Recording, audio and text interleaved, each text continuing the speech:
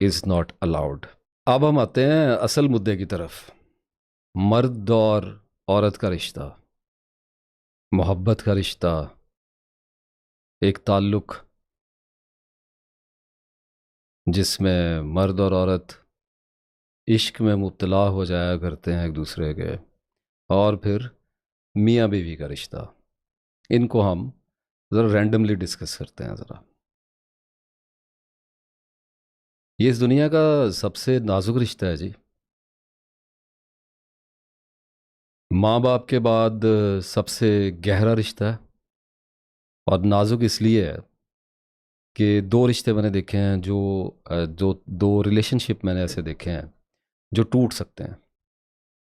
एक मियाँ बीवी का रिश्ता और एक दोस्त का रिश्ता, ये टूट जाते हैं। इसलिए इसमें नज़ाकत बहुत है और ये ख़तरनाक नज़ाकत होती है। और बाकी रिश्ते नातों में ऐसा मामला बिल्कुल भी नहीं होता, जुड़े रहते हैं आपस में, आज नहीं तो कल कोई ना कोई मसलियत हो ही जाती है। रिश्ता टूट भी जाए तो आर्जी तौर पे टूटा करता है, ये जब टूटता है तो फिर मुकम्मल टूटता है। और लगे हाथों मैं ये अर्ज़ कर दूं कि खलजान है, खपत है बहुत ज़्यादा, कि मेंटल अंडरस्टैंडिंग की ज़रूरत है, एक दूसरे के जहनी हम आहंगी होनी चाहिए, जानना होता है एक दूसरे को। ठीक है, थोड़ा बहुत तो ज़रूरी है, लेकिन it doesn't matter at all. ऐसी कोई ख़ास बात इसमें है नहीं है। दो मुख्तलिफ़ मिजाजों के मर्द औरत बड़े आराम से सारी ज़िंदगी एक दूसरे के साथ सरवाइव कर सकते हैं, और जितना भी एक दूसरे को जान लें। क्या आप एक दूसरे को जानने की इंतहा पे पहुंच के मिजाजों को एक कर देंगे? कभी भी नहीं कर सकते। मुख्तलिफ ही रहेंगे। इल्यूजन होती है। एक दूसरे के साथ दो अजनबी मर्द औरत ने मिलकर सारी ज़िंदगी रहना होता है। यही इस रिश्ते की खूबसूरती है और यही इसकी आजमाइश होती है। एक बॉन्ड होता है, एक कॉन्ट्रैक्ट होता है मर्द और औरत का। मैं मियाँ बीवी के ताल्लुक की भी बात कर रहा हूँ। एक बॉन्ड होता है जिसको उन्होंने सारी ज़िंदगी निभाना होता है। और मियाँ बीवी के लिए, हस्बैंड वाइफ के लिए मेरा एक मशवरा है, लगे हाथों देना तो नहीं चाहिए, मानता कोई नहीं है, लेकिन दे देता हूँ फिर भी, कि ये जो मोहब्बत वाला कॉन्सेप्ट है ना, अपने और अपनी बीवी के साथ, मियाँ बीवी आपस में, ये जो मोहब्बत वाला कॉन्सेप्ट है, इसको ज़्यादा सर पे सवार ना करें। एक मोहब्बत वाले कॉन्सेप्ट को सर पे सवार ना करें, और एक अंडरस्टैंडिंग वाले कॉन्सेप्ट को अपने सर पे सवार ना करें। इसकी कोई ज़रूरत नहीं होती है। ये खलजान होता है, डिप्रेशन की रूट होती है। अच्छी बात है अगर अंडरस्टैंडिंग है, थोड़ी बहुत भी है, तो गुजारा ज़रा आसानी से हो जाता है। नहीं है तो फिर अब क्या करना है? अगर नहीं है तो एक दूसरे को छोड़ के भागना है। मोहब्बत है तो अच्छी बात है, और क्या चाहिए ज़िंदगी में। ज़िंदगी अ, नर्म हो जाती है, खूबसूरत हो जाती है, आसानी से गुजर जाती है, ज़्यादा तकलीफ़ नहीं आती इसमें। लेकिन अगर नहीं है तो फिर अब क्या करना है? तोड़ देना रिश्ते को। ये तो कोई बात नहीं है कि इंसान को दुनिया में किसी रिश्ते से मोहब्बत ना मिले वो उसको तोड़ दे। उसकी किसी रिश्ते, किसी ताल्लुक से अंडरस्टैंडिंग नहीं पैदा हो रही तो उसको तोड़ दे, तो फिर क्या क्या तोड़ता फिरेगा? तो तोड़ना नहीं होता, साथ में चलना होता है। और मोहब्बत होती क्या है? कुछ भी नहीं होती है। एक्सपेक्टेशंस की गठड़ियाँ उठा के अपनी दूसरे के सर पे रख देते हैं, और सारी ज़िंदगी एक दूसरे को एग्जॉस्ट करते फिरते हैं, और एक दूसरे के साथ फिर अपनी वफादारियाँ सच्ची साबित करने में सारी ज़िंदगी मारे जाते हैं। यही मोहब्बत होती है। इसको इल्म से, अक्ल से एतदाल पे लाया जाता है। फिर जाके बड़े तवील अरसे के बाद, बड़ी खूंरेज़ी के बाद जाके पता, समझ गए होंगे खूंरेज़ी में किसको कह रहा हूँ। बड़ी खूंरेज़ी, बड़े ब्लड शेड के बाद जाके पता चलता है कि असल में मोहब्बत क्या चीज़ है। और इंसान को दूसरे से तो मोहब्बत होती नहीं है, अपनी तवक्कुआत से मोहब्बत होती है, जो उसने दूसरे शख्स में वाबस्ता कर ली होती हैं और उनके साथ अटैचमेंट पैदा कर ली होती है। और इन उम्मीदों और तवक्कुआत के पूरा होने से मोहब्बत पैदा होती है, और इनके टूट जाने से नफ़रत पैदा हुआ करती है। यही कुछ है जो बयान कर दिया है मोहब्बत के इस लबालब भरे हुए जहर के प्याले में। इसके सिवा कुछ नहीं है जो मैंने आपको अभी बयान कर दिया है। यही कुछ मोहब्बत होती है। एक इंसान की मोहब्बत में और एक सिगरेट की मोहब्बत में क्या फ़र्क है? एडिक्शन, सिर्फ़ और सिर्फ एडिक्शन है, और कुछ भी नहीं है। एक दूसरे को एग्जॉस्ट करना होता है। देखें, दो बातें आपको इसमें समझाने की कोशिश करता हूँ। ये मेरे हाथ में ये तस्बीह है, ठीक हो गया। एक मेरा ये रुख है, और दूसरा मेरा ये रुख है। ये अब आपको मैंने ईवल और गुड जो है वो आमने सामने करके दिखा दिए अपने, राइट। यही है इंसान, खैर व शर की कशमकश, अपने ईवल वर्जन से हर वक्त लड़ता हुआ, झगड़ता हुआ। क्या है कुरान पाक में फरमाया कि झगड़ता हुआ आएगा अपने साथी के साथ। कौन साथी है उसका, यही दिखा दिया आपको, इसी के साथ झगड़ता हुआ, ज़िंदगी में भी इसी झगड़ता हुआ आया, आखिरत में भी इसी झगड़ता हुआ आएगा। यही चीज़ होती है, इसके सिवा इंसान कुछ नहीं होता।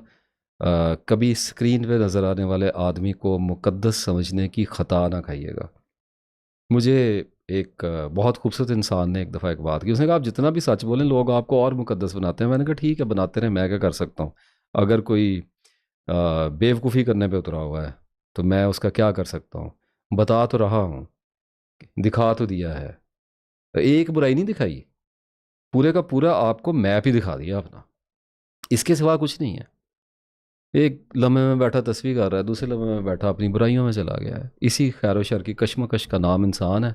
अगर अल्लाह इसको इसमें इत्दाल अता फरमा दे, करम फरमा दे तो बुलंद हो जाया करता है, वरना क्या था, आसानी तकवीम पे पैदा फरमाया अल्लाह ने और उसके बाद असफलुस साफिलीन में उसको पाताल की पस्तियों में फेंक दिया और वहाँ से उसको उठ के फिर ऊपर को बढ़ना होता है। यही इंसान की कहानी है और एक दूसरे को कंट्रोल करने की जंग है।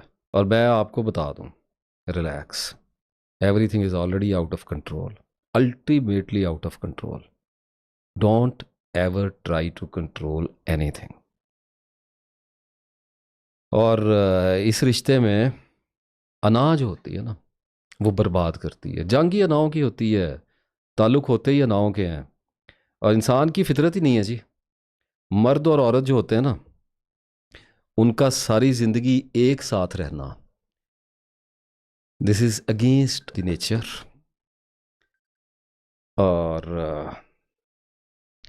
रह नहीं सकते एक दूसरे के साथ, सारी ज़िंदगी नहीं रह सकते, इट्स नॉट पॉसिबल। और क्या एक दूसरे की ख़ताएँ पता लग जाती हैं, कमज़ोरियाँ पता लग जाती हैं, और फिर घर का भेदी जो है वो लनका ढाता है। ब्यूटी है अगर इस पे इतदाल हासिल करने की कोशिश कोई करेगा, अपने इल्म को बढ़ाने की कोशिश करेगा मुसलसल, संजीदगी के साथ, इखलास के। और संजीदगी और इखलास होता क्या है, कांस्टेंट नहीं होता जी। स्टेटमेंट को कांस्टेंट ना लिया करें, स्टेटिक ना लिया करें। मोस्ट ऑफ द टाइम आपकी ज़िंदगी की प्रायोरिटी क्या है, अगर आप समझने की कोशिश कर रहे हैं तो समझा दिए जाएंगे, बचने की कोशिश कर रहे हैं तो बचा दिए जाएंगे। इतनी सिंपल से तो मैकेनिक्स है ज़िंदगी के।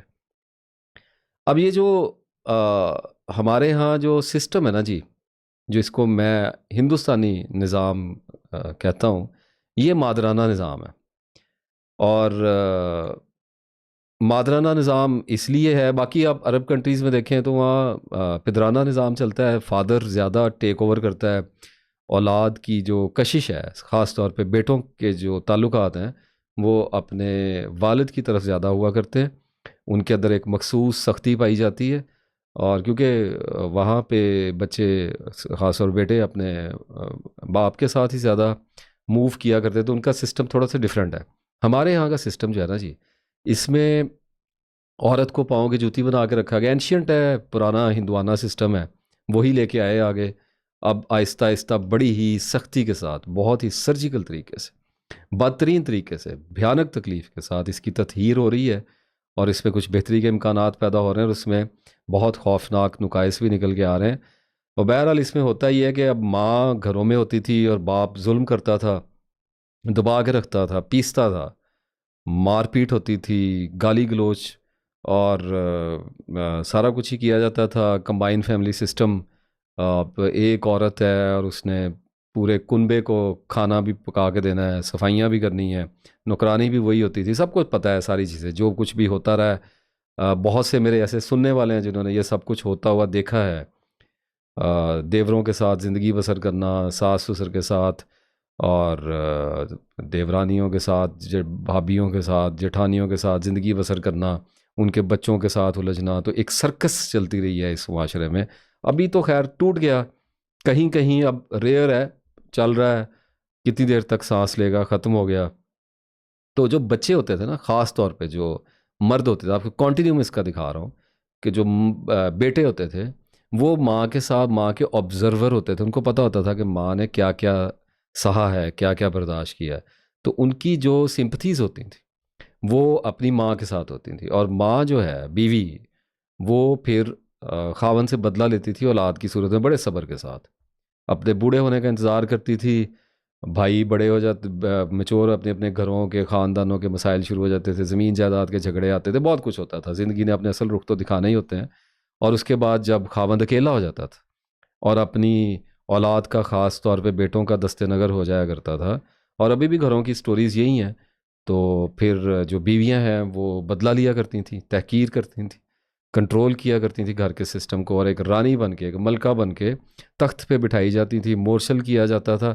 लेकिन अ, उसका रिज़ल्ट ये होता था कि विशियस लूप का शिकार हो जाती थी। उसको थोड़ा सा बयान करता हूँ। इस सिस्टम के अंदर एक भयानक जो सब सिस्टम जिसको कह सकते हैं, एक बड़े पुर्जे के अंदर एक छोटा पुर्जा लगा हुआ जो चल रहा था, वो भाइयों का सिस्टम था। क्योंकि आज से 30-35 साल पीछे चले जाएं, स्पेशली 20s से पीछे, ज़्यादा चेंज जो आया है वो 2000 के बाद ही आना शुरू हुआ है, और 20 सालों में कंप्लीट हो गया है, अपनी पीक पे चला गया हुआ है, और फिर मेरा जिसम मेरी मर्ज़ी हो गया है। तो इसमें जो मर्द होते थे ना, जो बेटे होते थे, उनका वो अपने भाइयों के साथ चलना ज़्यादा पसंद करते थे। प्रोटेक्शन की अलामत होती थी, ताकत की अलामत समझे जाते थे बेटे, और एक दूसरे के घरों में इकट्ठे रहना, एक सिस्टम, कंबाइन सिस्टम, ये एक सिक्योरिटी की एक अलामत था। जिस घर में बेटे इकट्ठे रह रहे हैं, बाप रह रहा है, उनकी बीवियां इकट्ठी रह रही, तो उसको एक पावरफुल घर कंट्रोलिंग घराना समझा जाता था। और इसमें सारा कुछ होता रहा है। और औरत फिर अपने बच्चों को जब इस्तेमाल करती थी बुढ़ापे में, बाप को, खावंद को जलील कराती थी उसकी औलाद के हाथों। तो यहाँ तक तो मुझे फिर भी इंसान का रिएक्शन समझ आया था, लेकिन जो सबसे बड़ी मार शैतान औरत को मारता रहा है वो ये कि यही औरत बाद में सास बन के अपने बेटों की आने वाली बीवियों को, जो उसकी बहुएं होती थी, उनके ऊपर यही सब कुछ एक्सरसाइज करती थी। क्योंकि हम वो ही देते हैं जो हमारे पास होता है, हम वही कुछ बोलते हैं जो हमने सुना होता है, देखा होता है, पढ़ा होता है, एक्सपीरियंस किया होता है। तो आदमी ना चाहते हुए अनजाने में उसी सिस्टम का हिस्सा बन जाता है, जिस सिस्टम से वो रोता रहा है, उसके हाथों जलील होता रहा है, वो आखिर में उसी का पुर्जा बन के, क्योंकि वो सिस्टम उसको पावर देता है। Getting it, the whole story के, I wonder if you see this, कि 20-25 साल, 30 साल एक औरत ने मार खाई, जलील हुई, बच्चों को रेज़ किया, खावन का जबर उसने, उसकी हैबत बर्दाश्त की, अपने घर में वापस नहीं जा सकी, मैके जाने से रोक दिया जाता था, जलील किया जाता था, सारा कुछ करके जब वो ताकतवर हुई, उसके पास जवान बेटे उसके आगे खड़े हुए, और उसको पता चला कि अब मैं कमज़ोर नहीं हूँ, तो खावन से बदला लेते लेते वो अपनी बहुओं के साथ भी वही सलूक करती थी, क्योंकि वो भी इनसिक्योर हो जाती थी। उसे ये पता चल जाता था कि अगर उसने आज़ादी दी तो उसकी अपनी वैल्यू कमज़ोर हो जाएगी, और वो एक बार फिर जलील होगी अपनी बहुओं के हाथों में। तो ये इनसिक्योरिटी की वजह से, ये खौफ की वजह से ये सारा चक्कर चलता था। और इस मामले में नादानिस्ता तौर पे औरत औरत की दुश्मन बनी हुई थी, और ना चाहते हुए अनजाने में वो मर्द की शराकतदार हो गई थी औरत पे जुल्म। मैंने ये बदतरीन मिसाल देखी है कि वही औरत जिस पे मर्द जुल्म कर रहा है, वो अगली आने वाली औरतों पे जुल्म करने में मर्दों की पार्टनर बन जाया करती थी। और फिर अल्लाह ने खैर इसको 20वीं सदी में इस निज़ाम को पलट दिया, और जहाँ सब कुछ पलटा वहाँ पे ये भी पलट गया है। अब ये टूटा फूटा सा पड़ा हुआ है हमारे पास। कुछ जगहों पे एक्सरसाइज हो रहा है, जहाँ पे हो रहा है वहाँ पे औरतें रिएक्ट कर रही हैं, और जहाँ पे नहीं है वहाँ पे तो बिल्कुल ही, चूँकि अतदाल हमने ना पहले किया ना अब कर पाए, और औरतों का रिएक्शन हमारे सामने अब आ रहा है। और बिल्कुल दुरुस्त टूटा है कंबाइन फैमिली सिस्टम। मैं आपको ये अर्ज़ कर दूं कि ये बिल्कुल दुरुस्त टूटा है। और ये कहाँ का इस्लाम है कि नामहरमों के दरमियान में रहना, देवरों के दरमियान में रहना, ये कहाँ का इस्लाम है कि आप एक बड़े घर में 4 भाई कमरे बना के उनमें शादियां कर करके अपनी बीवियों को ला रहे हैं और बच्चे पैदा कर रहे हैं, और सारा दिन वहाँ पे आमदो रफ्ता है, और खाने इकट्ठे खाए जा रहे हैं, और लड़ाइयाँ सबके सामने हो रही हैं, और नामहरम के साथ आपका और सब कुछ ही होता रहा है। इसके बारे में मैं एक साइड इफ़ेक्ट आगे जाके बयान करूँगा। वो बहुत ज़्यादा उसने मुझे शॉक्ड किया जब मैंने उसको स्टडी किया था। लेकिन अर्ज़ इस मामले में मैं कुछ और भी करना चाह रहा हूँ कि हमारे यहाँ कुछ मेन स्ट्रीम स्कॉलर्स हैं जी, उन्होंने इस पे हालिया बरसों में कुछ अजीबो-गरीब रद्द-ए-अमल दिए। सारे मेन स्ट्रीम में नाम लेने की ज़रूरत क्या है? ऐसे फतवे निकल के आए हैं कि औरत पे सास-ससुर की खिदमत फ़र्ज़ नहीं है, खावंद का फ़र्ज़ है कि माँ बाप को अलग रखे, औरत को अलग रखे, माँ बाप की खिदमत खुद करे, उनके कपड़े धोए, उनकी खुराक का ख्याल रखे, मुलाज़िम रख के दे, वट-एवर इस किस्म की चीज़ें आई हैं। यही वो मामला है जिसकी मैं बात कर रहा हूँ कि ना पहले एतदाल किया, ना अब एतदाल की बात कर रहे हैं। पहले भी एक्सट्रीमिटी करते थे, पहले भी इस्लाम मौजूद था, पहले भी ये सारी बातें हो सकती थी लेकिन नहीं की। अब जब टेंडेंसी देख रहे हैं, अब जब रुझान देख रहे हैं औरत का, अब जब मर्दों की बुज़दिली देख रहे हैं, तो बमूजब मवाफ़िक उसके फतवा निकल के बाहर आ रहा है। बसद एहतराम मैं अर्ज़ कर रहा हूँ कि इस पे मैं कुछ बात करना चाह रहा हूँ कि बीवी पे सास-ससुर की अपने ख़ावंद के वालिदैन की जो खिदमत है वो फ़र्ज़ है या नहीं है। देखें, प्लीज़, अगर आप औरत हैं, बीवी हैं, या आपकी शादी होने वाली है, for God's sake, and if you are a man and if you are going to marry a woman, for God's sake, listen to me, for the sake of an understanding, just listen to me. Situation देखी जाती है, सूरत हाल देखी जाती है। अगर एक आदमी है, उसके 3 भाई हैं या 2 भाई हैं, और एक माँ बाप के साथ रह सकता, दूसरे को चाहिए वो अलग हो जाए। 2 का साथ रहना नहीं बनता, 3 का साथ रहना तो बिल्कुल ही नहीं बनता ना, तो फिर 4 का कैसे बनेगा? मैं तो 2 की बात कर रहा हूँ। लेकिन बहुत अनगिनत वालिदैन ऐसे हैं जिनके पास एक इकलौता बेटा होता है, या 3-4 बेटे होते हैं, आखिर में एक रह जाता है उनके पास। उसमें कुछ भी मामलात हो सकते हैं। ये हमारा सरदर्द इस वक्त नहीं है। कुछ तो मजबूरियाँ हुई होंगी, यूं ही तो कोई बेवफा नहीं होता। कुछ भी मामलात हो गए होंगे, उनकी डेप्थ में जाएंगे तो हम गुफ्तगू के किसी मंतकी अंजाम तक ही नहीं पहुंच सकेंगे। बोल तो बहुत कुछ सकता हूँ इस वक्त। तो अगर एक अकेला बेटा है, अब क्या करे वो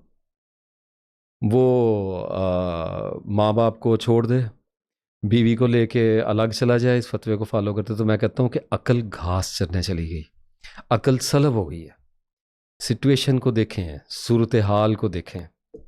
बहुत सी चीज़ें फ़र्ज़ नहीं है। फिर कुरान रोज़ाना कितना पढ़ना है, कहाँ पे लिखा है, किसने फ़र्ज़ किया है, कितना पढ़ें, 1 रुकू पढ़ें, 2 पढ़ें, 3 पढ़ें, कितना पढ़ें, तर्जमा पढ़ना फ़र्ज़ है कि नहीं है, किरत करें, क्या करें, कितना फ़र्ज़ है, कहीं भी नहीं है। बक़द्रे इस्तिताअत है, बक़द्रे इल्म है, बक़द्रे मोहब्बत होता है, सूरत हाल को देख के फ़र्ज़ किया जाता है। इसी तरह से तस्बीह कितनी करनी है, कितनी फ़र्ज़ है, अल्लाह का ज़िक्र कितना करना है, अल्लाह को याद कितना करना है, कितना फ़र्ज़ है। फरमाया, आपसे पूछते हैं कि कितना दिया करें अल्लाह की राह में, तो कहा कि जितना जायज़ है ज़रूरत से दे दिया करें। इसका मतलब है कि अल्लाह के बंदो अपनी सूरत हाल को देखो, क्या स्टेटिक फतवे मांगते हो। तो इस सारी सूरत हाल में माँ बाप के साथ रहना इंसान की अकल पे है।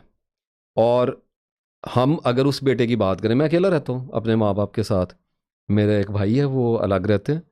तो इट्स नॉट अबाउट ये, it's not a personal grudge here, मुझे कोई पर्सनल इश्यूज़ नहीं है इस मसले के साथ।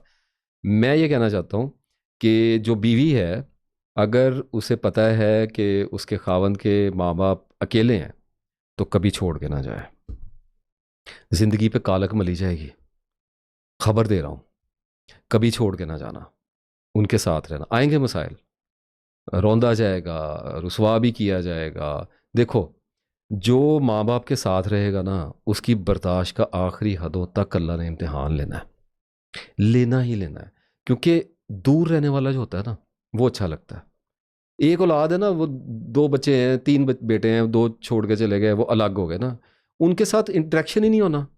उन्होंने 5 दिन बाद, 6 दिन बाद, या रोज़ाना शाम को उन्होंने हाजिर होना है, उन्होंने सलाम करना है, टांगें दबाई, अच्छी अच्छी बातें की, 2-4 बातें घर की सियासत पे कर दी, थोड़ी सी तीली लगा दी, थोड़ी सी आग लगा, वट एवर, ठीक है, और वो चले गए।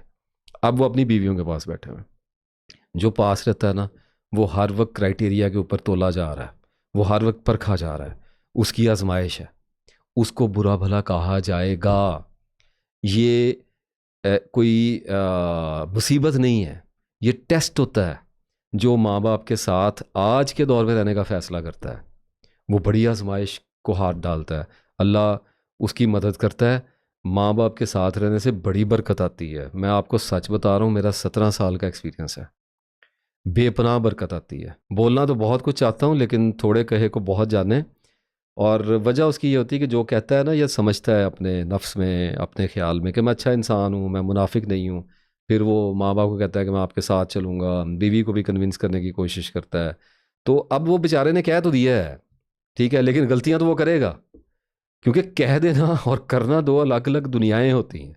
गलतियां तो उससे होनी है, गुस्सा भी करेगा, रंज भी उसको आएंगे। तो उसे बीवी और वालदैन दोनों की तरफ से बेक वक्त मलामत का शिकार किया जाएगा।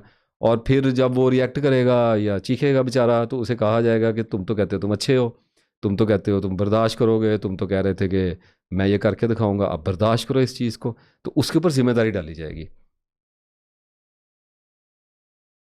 गल्ला नाल नहीं रुतबे लभदे, जोगी भेस वटाउणा औखा।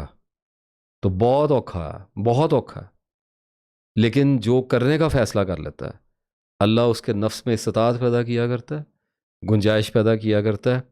और उसको इल्म भी दिया करता है, उसको समझ भी दिया है, थक गया मैं, और उसको समझ भी दिया करता है।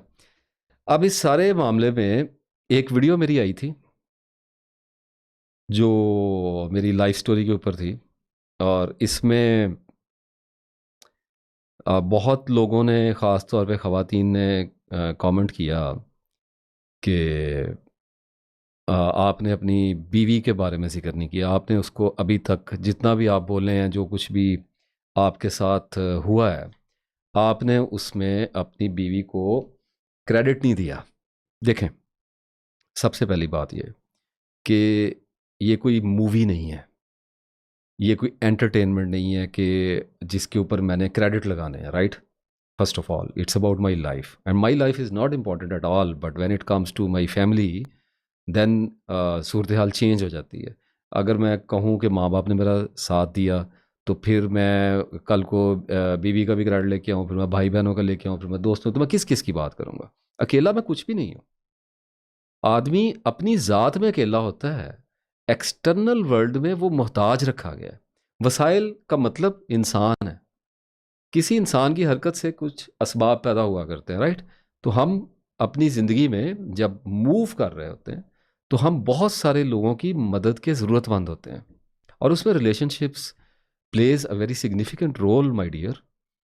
तो इसमें अब खैर, मैं चूंकि मौका आया है, दस्तूर भी है, तो जिक्र कर देता हूँ थोड़ा सा।